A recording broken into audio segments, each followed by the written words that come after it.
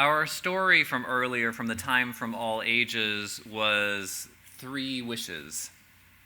You've almost certainly heard some version of this story. As I poked around for these images on the internet, I found that the similar story from England comes out of Indian culture and Korean culture as well.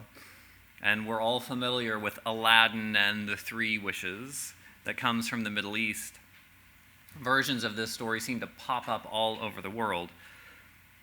To me, stories that show up like that are worth paying a little special attention to. The Three Wishes presents a fun, sort of magical conundrum that appeals to children. Who doesn't like a magical lamp or a genie or fairies in the woods? But beyond the magical whimsy, the story offers us two pretty valuable lessons. The first is about arguing and distraction. When presented with tremendous opportunities for great things, we can fall into the trap of arguing with one another about the best strategy. That tendency to fight can be so overwhelming, it sometimes costs us a complete loss of the original opportunity. When we fight, instead of palaces of gold, we end up with sausages stuck up our nose. Instead of reasonable policy for guns or immigration, we end up with an all-or-nothing approach that makes all of us less safe.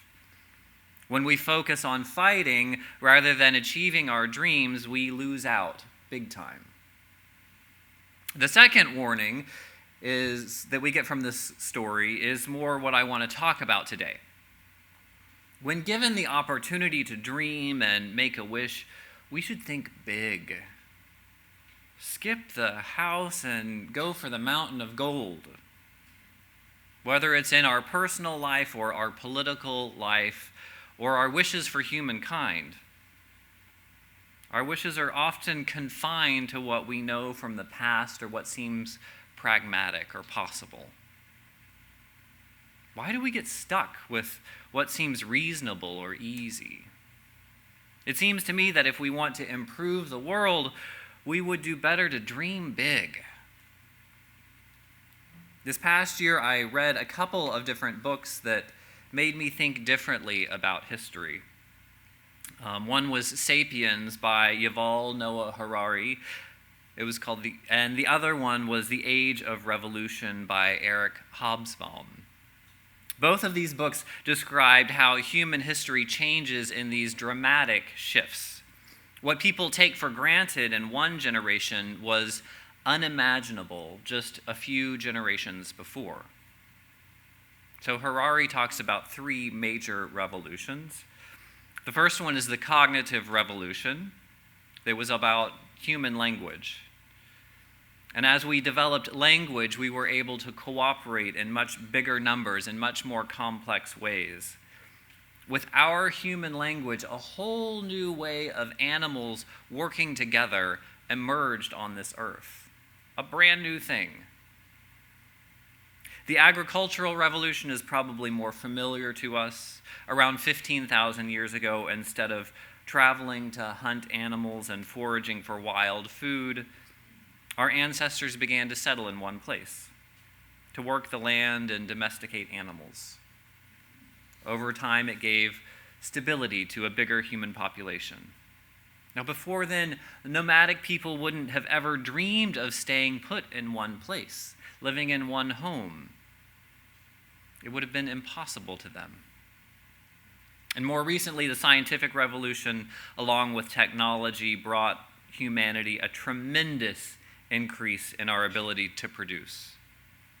Today, any lack of resources isn't because there's not enough, it's because we just don't know how to share it. There would be more than enough to fill our needs if we shared. Just a few hundred years ago, that kind of abundance was unimaginable. And the other book I read, *The Age of Revolution*, was about the Industrial Revolution and the political revolutions in France and the United States. I can't say I recommend the book. It was actually the worst book I've read in a long time. But it reminded me of how new those political and economic ideas were. Before the late 1700s, the divine right of kings was the only thing folks could imagine as a way to rule a country. Just a few hundred years ago, democracy and the freedoms that it brings didn't really exist in our mental landscape. The details of those revolutions aren't all that important today. What is important is remembering that things can change dramatically. The challenges that we assume we're stuck with today may be completely wiped out or replaced in a few decades. This isn't the stuff of magic lamps or fairies in the forest. Big, almost magical changes happen in history, so why not dream big? As I was exploring this topic of freedom and dreaming big this week, I came across some very famous paintings by Norman Rockwell. Now, before I knew much about Norman Rockwell, I thought his work was sort of kitschy sentimentalism. I now realize, though, that he was a serious American artist, dedicated to capturing the ethos of an era. It was the sermon by Reverend Gary Kowalski that led me to these paintings by Norman Rockwell. They're called The Four Freedoms. In 1943, Rockwell painted Four Freedoms, and they first appeared in the Saturday Evening Post. I get stuck on Sundays for some reason. You're probably familiar with these. I want to share them with you again. So here is freedom of religion and freedom from fear, freedom of speech, and freedom from want. And we'll leave all four of them up. Perfect. So these seemingly odd topics for paintings were inspired by a speech from 2 years before delivered by President Franklin Delano Roosevelt.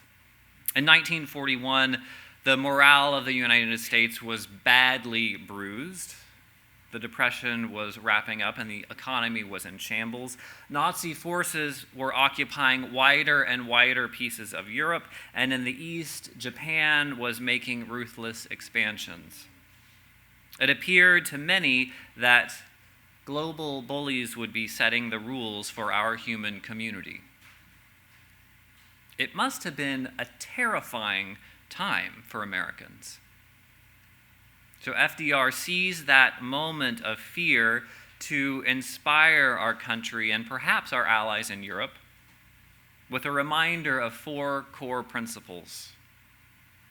This speech became known as Roosevelt's Four Freedoms speech. He said, "In the future days which we seek to make secure, we look forward to a world founded upon four essential human freedoms. The first one was freedom of speech and expression everywhere in the world. The second freedom was freedom for people to practice religion however they choose, everywhere in the world. The third was freedom from want. This could be described as healthy, peaceful life for inhabitants of any country. The fourth freedom is freedom from fear. For FDR, this meant worldwide reduction of arms so that no nation would be prepared to aggress against its neighbor. These paintings look pretty quaint to our 2019 eyes, but they were incredibly serious works in 1943.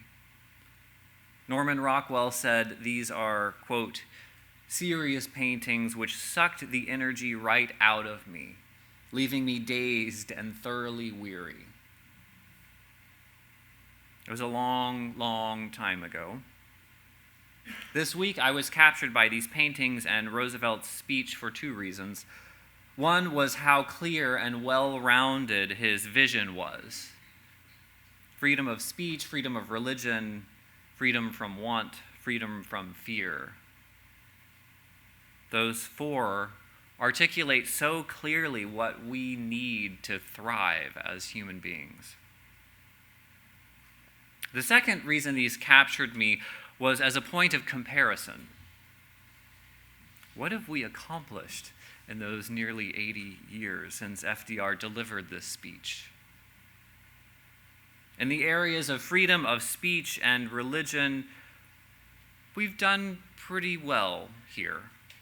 My sense is that those freedoms have improved in many parts of the world, but don't quote me on that. Freedom from want and freedom from fear, though, I must say we have a long, long way to go before these become reliable freedoms within the United States. Even with this excess of material wealth, it seems harder than ever to imagine a country where residents have the basic requirements for life. It still sounds wildly optimistic to dream of every person having enough food, safe housing, and basic health care.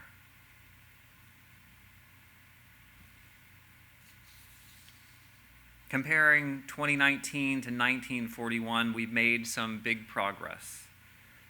To me, the biggest difference between then and now, is our willingness to cast a bold, hopeful vision of freedom for all people. Freedom of speech, freedom of religion, freedom from fear, freedom from want. With the tremendous technology of the past decade, with the wealth in this country, the freedom that FDR spoke of then seems so achievable. But we still dare not dream so boldly aloud. I want to close this sermon with a peculiar source of hope for freedom. It's from Anne Frank. She had a particular strategy for navigating her predicament. As a young Jewish woman hiding from Nazi persecution, she wrote, "I can feel the suffering of millions, and yet, if I look up into the heavens, I think that it will all come right, that this cruelty too will end, and that peace and tranquility will return again. In the meantime, I must uphold my ideals, for perhaps the time will come when I shall be able to carry them out." This, to me, is the perfect message for people of an optimistic faith in challenging times. I must uphold my ideals, for perhaps the time will come when I shall be able to carry them out. Our ideals as Unitarian Universalists are grand. They are 3 wishes, magic lamp, fairy in the woods level ideals. We aim to uphold the inherent worth and dignity of every single person. We lift up the goal of a world community and preservation of the interdependent web of existence. Our UU principles are aspirational, they're audacious. We hold on to them not because they're an easy path or pragmatic. They aren't what we're used to, even. We hold on to some grand ideals because we hope that by holding on to those values, we might grow into a world where they can be lived out more completely. Perhaps the time will come when we shall be able to carry them out. Amen.